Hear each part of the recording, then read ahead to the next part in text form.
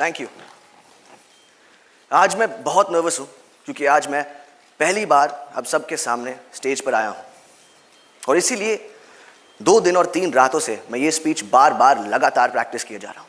In fact मैं इतना nervous हूँ कि मैंने टेलीप्रॉम्प्टर पे भी लिखवा दिया है और जस्ट इन केस यहाँ की बिजली चले जाए मैं कागज़ के टुकड़े पर भी लिख कर लाया हूँ टॉर्च के साथ। और अगर तब भी मुझसे मिस्टेक हो जाए तो पापा है ना, बैकअप। और अगर इस सब के बाद भी मुझसे गलती हो जाए मुझे प्लीज माफ कर देना, ये मेरा फर्स्ट टाइम है।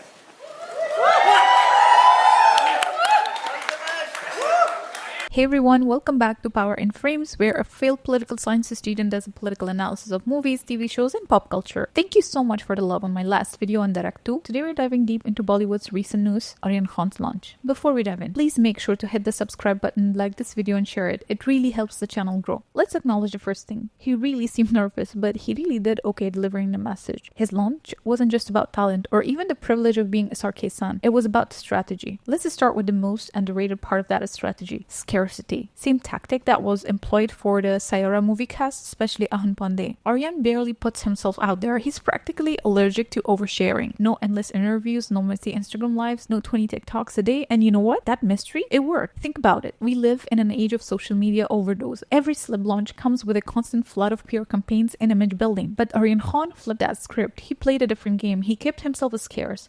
So much so that even his laughter wasn't very well known. But that's no longer a mystery. Yes, the guy sounds like his father, looks like his father, talks like his father, but is he as good as his father? Well, I think that's too early to say, and it's also not fair to compare him right now, but comparisons are bound to happen. Disclaimer: I'm aware that he must already have a PR team activated that will cater to his image in moving forward, and guess what? A lot of it might be a play on the recall value of old Shah Rukh Khan, our reminiscence of the change maker he was. But until his launch, one thing seemed apparent: their strategy was keeping him scarce. And scarcity, my friend, is power. Literally. Go read Robert Greene's 48 Laws of Power. One of the laws says use absence to increase respect and honor, and that's exactly what Aryan Khan did. By holding back, by not giving away way too much of his personality, he made his trailer launch feel like a real event. People were hungry to see what he'd finally reveal. Of course, being a SRK's son helps. Curiosity was already built in around him, but Aryan Khan didn't drown us in PR stunts or overexposure. And in an industry where everyone else is shouting too loud, the silence was actually louder. And it's not just about talent, it's about strategy. That's a power move. Now let's connect this to something he did right: self-awareness. When I saw his speech, I actually was very impressed because it seemed self-aware, interesting, and clearly centered to public sentiment. He didn't even try to sound like flawless genius. He leaned into honesty and even making a point about how this project is just a start and that he has a lot to prove. That kind of self-awareness, I think it's going to do him a lot of service. It's like Apple admitting their first product wasn't perfect, and it makes the audience trust you more because you're not pretending to be untouchable. And here's where the two pieces tie together: mystery and self-awareness. He used scarcity to build curiosity and self-awareness to make people root for him. One created anticipation, the other humanized him. Together, that combo made the launch land harder than it would have otherwise. At the end of the day, this wasn't just a PR event. It was a textbook case of how image, timing, and restraint can be so powerful, especially in an industry like this. Aryan may still have a long way to go in proving himself, but when it comes to strategy, I think he's already playing a different game. We've gone from celebrities ignoring the nepotism topic, rejecting it, and coming up with excuses. I'm still cursed for it.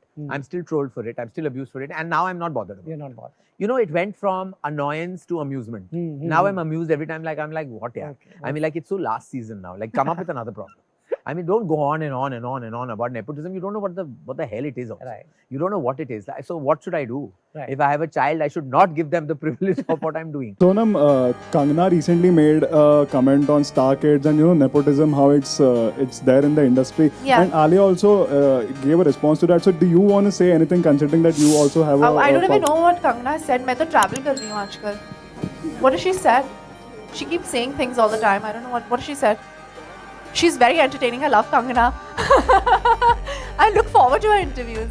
To actually Aryan's indirect acknowledgement of the topic itself. Fact that they're trying to have a sense of humor about the conversations around nepotism, and that shows that they're very aware now. But it's also about the shift in the industry, not an apology, not sympathy, not them suddenly agreeing with outsiders' struggle. It's more like we've heard you. It doesn't mean they understand what outsiders go through, but it does show that public pressure and audience reactions have been received. And honestly, that pressure matters. Movies have tanked financially at the box office, and it gave them a sense of who's the boss, the audience. Coming back to Aryan, the satire in his speech does make you think he's self-aware, and also he has a different opinion and humorous, sarcastic for state. Talent and perspective like that should be acknowledged and welcome for sure, but it's too soon to judge. But when it comes to the topic of nepotism, not everyone is humble about it, but at least it shows a shift, and that's worth noting. Alright, that's my take. What do you think? Do you buy into the scarcity strategy, or do you feel it's more about family name? Drop your thoughts in the comments below and I'd love to hear them. And before you go, if you enjoyed this breakdown, make sure you subscribe, like, and share this video. It really helps me out to keep the channel and conversation going. And if you want to support my work further, please follow me on Patreon. I'll drop the link in the description. Thanks for watching Power in Frames. See you in the next one. Bye!